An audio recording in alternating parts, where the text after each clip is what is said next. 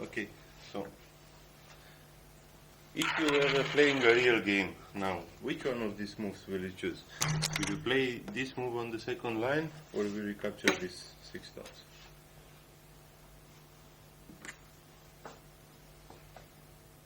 When I put the problem like this, it gets very interesting because most people will probably play here without thinking. But what we have to do in YOSE, we have to calculate the value of moves. And well, there are sometimes, for example, capturing this kind of stones can really affect the strength of stones. This is an extra profit which we have to think about it. But for example, in this kind of situation, when both black and white are completely alive and these stones are just territory, then actually capturing here is not really difficult to count. It's 6 stones, so it's 12 points, plus 1 extra point of territory, 13 points for white. Let's see how much is worth this kind of play here. We have to assume this kind of Gote move. After white play here in Gote, usually fighting spirit for black is to play another point. If black just defends on the side, white play the big point in center and then just plays another big point in center and so on. And playing YOSE like this, it's usually playing sure defeat. So let's say black played another point somewhere, and now white again have some continuation here. Hane on the first line. It's a center, if not white will enter black territory. Black cannot block because this Atari here, it's a problem, so black has to play like this. Which means that white can play again on the first line, black have to connect, white connect. Okay. So this is one variation. Let's see now, again we have to memorize this in our head. Let's see now what happens when black plays. The same thing, black will have the right to play on the first line in center.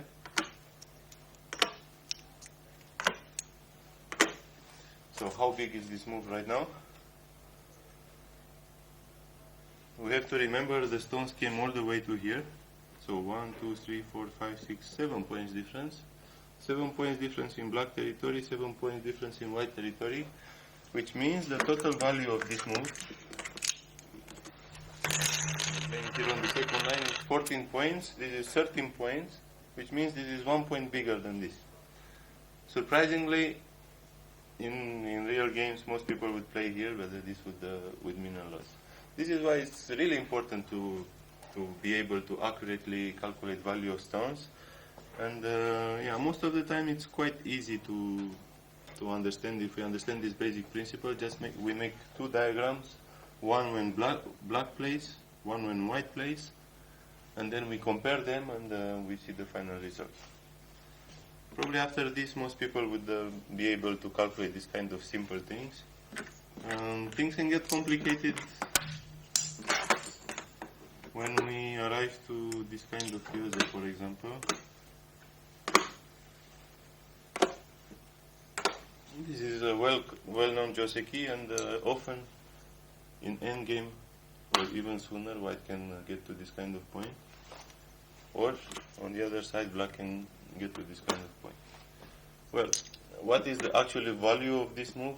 It's becoming a little bit more complicated to discuss, because after this, we have to assume some variations. If black play here in Gote, if black don't play, then white play here again in the corner. If black defend, then white play in center. But if black don't defend, then again white can play one more move in center. So things are getting more and more complicated, and to calculate this kind of YOSE move, it's getting really difficult. But for example, after blocking here, to calculate how much is this move worth, this is not really difficult. This is probably quite okay, let's say at 1 dan level or even less. After this lesson, after the practice we did before, the answer to how much is worth this move should be not so very hard to get.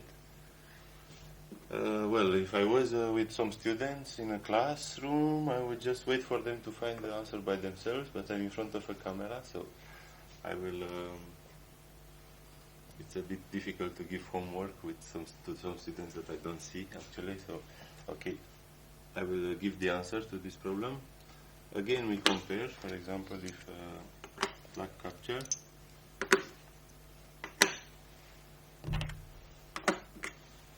we can expect this variation, and later black can play on the first line. Now, for the sake of keeping simple this explanation, we don't count this kind of tesuji. This is a good move for white. But let's just calculate that white answer more or less, like trying to keep as much territory as possible. We will arrive to this kind of shape.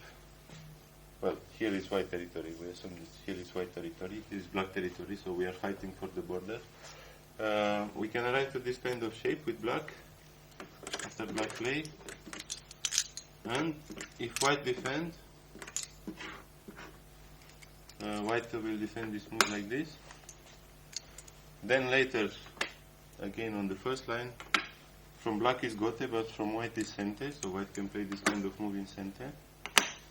And after this, from white this is gote, but from black is sente, so we can safely assume that this is the final shape.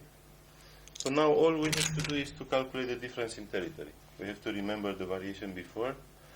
So in the variation before, black captured one stone.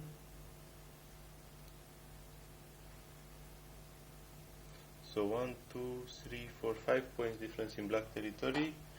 And in white territory, the stones came all the way to here, so 7 points. So 7 plus 5, this means this move is worth 12 points. So, for example, if we were in this situation that I showed before,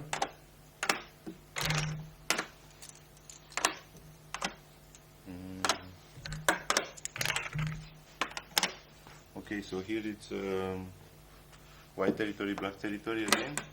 We have this shape here, and we have this shape here. Then it's very important to find out the correct order of moves in this YOSE. This is 14 points to play here. 13 points to play here, 12 points to play here. Not obvious at the first sight, but after we learn this kind of technique of how to count the value of moves, then it becomes very easy.